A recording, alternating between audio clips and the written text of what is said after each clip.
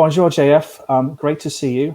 Thanks for taking the time to chat with us at Autosphere this morning. Obviously, this is a big day for you guys. You've got a press conference today regarding sort of your car, your data. So I thought it'd be really good to talk about this sort of issue that's kind of been on the sort of the forefront for the last several years and kind of building.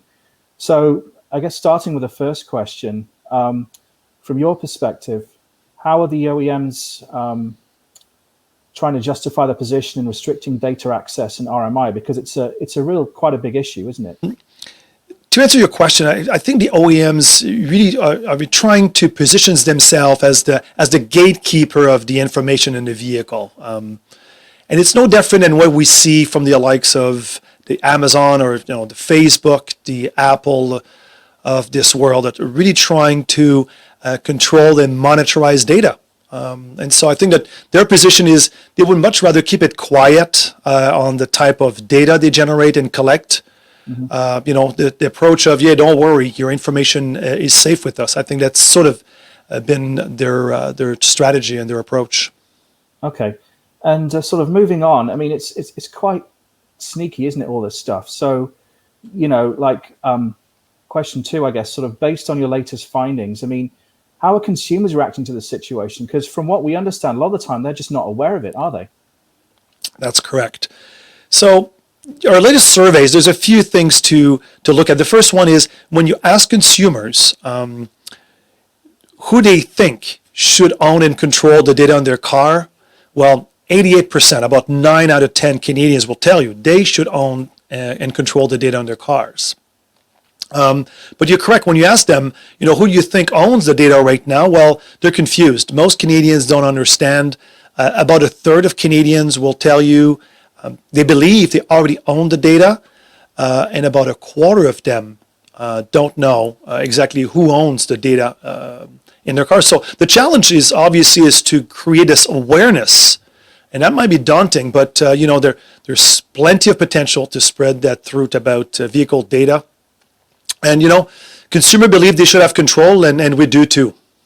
Okay, excellent. I mean, also what's interesting is like you guys have been keeping a close eye on what's going on south of the border. And sort of moving on to question 3, I guess, can you tell us about the current status of the bill in Massachusetts regarding the right to repair and the impact that will have on the aftermarket, both here in Canada and the US? Because there's been a major breakthrough recently, hasn't there?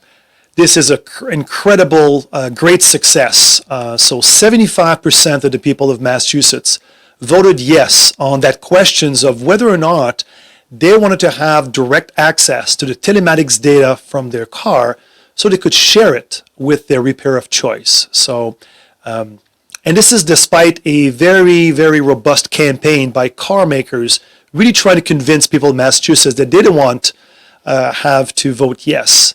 And so I think I get a great statement to the fact that when the consumer understands, they will tell you they want to be in control of their data. And more specifically in Massachusetts, what they voted yes to is that starting with model year 2022, so just around the corner, they should be able to access directly using a standardized approach, using their cell phone, the wireless data from their car, the telematics data from their car, that relates to the maintenance, calibrations, and servicing of their vehicle, so could then basically share that information with their independent repair shop. And that is independent of the car makers and being able to do this directly. And so that's, to your point, a great success and something that we want obviously to make sure is going to be part also of the legislative and regulatory landscape in Canada as well. Okay. Well, I think just before we move on, that's always kind of been the way generally, hasn't it, that the US and Canada have kind of harmonized their standards in the automotive industry on all kinds of different things, right? Overall.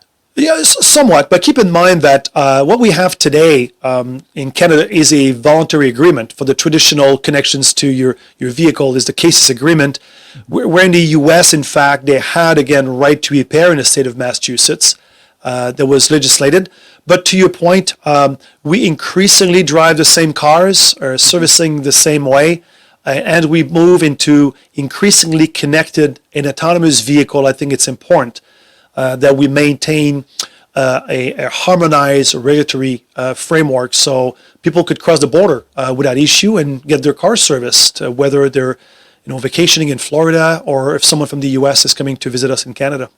Okay, great point, Jeff. So kind of moving on, I mean, looking at sort of the current issues, facing aftermarket service providers, looking at data access and repair information, and how they get it in their shops on a daily basis. How do you think things can move on from here? I mean, obviously the Massachusetts bill is a big win for the aftermarket, but how do you think this could play out moving forward? So the repair shops, are finding it increasingly difficult in Canada to access the informations to safely repair vehicles. And yes, there are changes in technology and the tools, but we want to make sure that if you're a trained auto mechanics, you're holding a valid license and you're working for an independent repair shop, you should not have to revert to sending the vehicle to a dealership to get it reprogrammed, as an example. And the reality is that some manufacturers are making it even more so difficult for the repair shops to have access to the information and reprogram those vehicles. And if nothing changes with telematics, well, then the vehicle manufacturers are going to essentially control the whole repair process. And that's going to limit consumer choice. It's going to create inconvenience for consumer, and is going to also increase the cost of repairs. Interesting points there. And sort of moving on to sort of question 5. I mean, obviously we have agreements currently in place in both Canada and the US, but as things move forward and technology advances, then there's kind of gaps in these agreements. I mean, where do you see they actually fall short in terms of ensuring sort of equal and fair access to data and RMI? And what do you think the amendments really need to be made? Right. Essentially, if you think about I call it the last right to repair battle, that led to the voluntary agreement cases here in Canada and the right to repair legislations in the state of Massachusetts. I think we're all very much focused on the traditional way that we've been servicing vehicle. Since the 90s, we're increasingly relying on OBD2 port to connect to a vehicle, do diagnostic and reprogramming. And so this was really the focus of our efforts on right to repair. And I think we had the time, and it wasn't that long ago, but technology changed fast. We failed to understand the importance, the emergence and the potential growth of telematics. And I think this is where the gap came from, is that we didn't quite understood how fast vehicle technology would change, and that as OBD2 port will start to fade out and that information is be more transmitted in a wireless way, you're going to see, again, automakers trying to find this as an opportunity to control the repair process and prevent the aftermarket from accessing the vehicle data. So I think that's really what's as the genesis of the challenges we're faced today. It was that misunderstanding, I guess, of the rise of telematics back in 2008, 2009. And sort of with that in mind and sort of moving on to the next question, I mean, I'm just curious to see, I mean, has there been any dialogue between the alliance representing the OEMs and perhaps the aftermarket to recognize the importance of the role that both play within the broader automotive ecosystem? Because that's really the sort of the situation overall, isn't it? Yeah.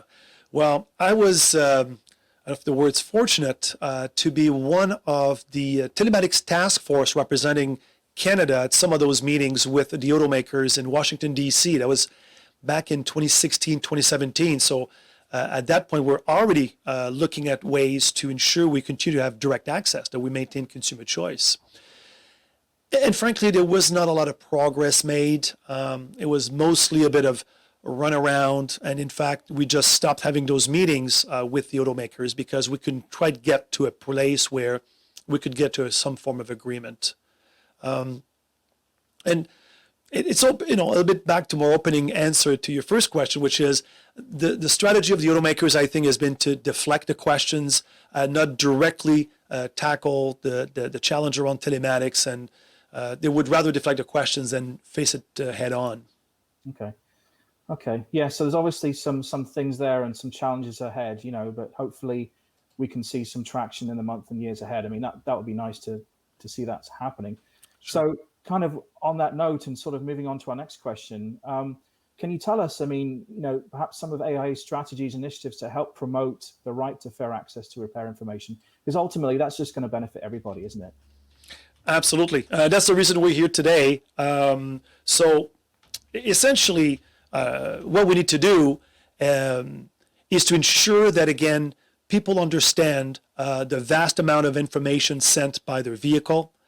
We want to make sure that consumer continues to have direct access to that information from their vehicle. And thirdly, they'll be able to share that information with their repair of choice. And this is why we have joined forces with our sister associations in the US, AutoCare and ASA, that are both representing the aftermarket, and bringing their campaign to Canada. Your car, your data, your choice. And if you don't mind, we'll play a short video about the campaign.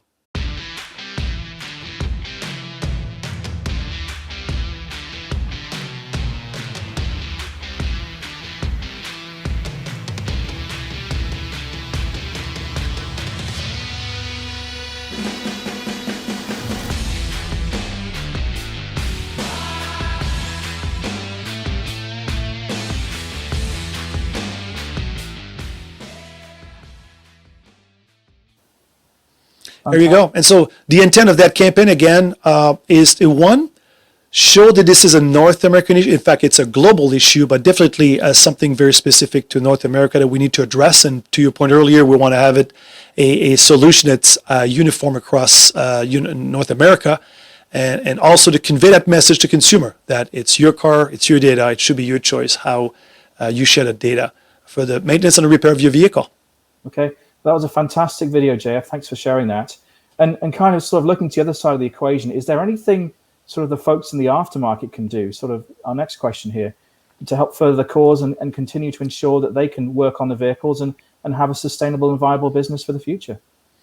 Absolutely. So there are two goals for a campaign. The first one to the industry is to mobilize, educate our industry. And so we're going to be launching a website, and I think you have the website address is going to show vehicledata.access.aiacanada.com. And that website is where industry goes to take the pledge of talking to their customers, talking to their employees, taking positions on social media, sharing informations with their peers, and ensuring that we spread the message that leads to the second, I guess, action or goal of our organization is to drive people to a petition we have online. And that petition is going to essentially notify Minister Bain, the Minister of Innovation, Science, and Economic Development, about the importance of ensuring that consumers have access to and control of the wireless data in their car.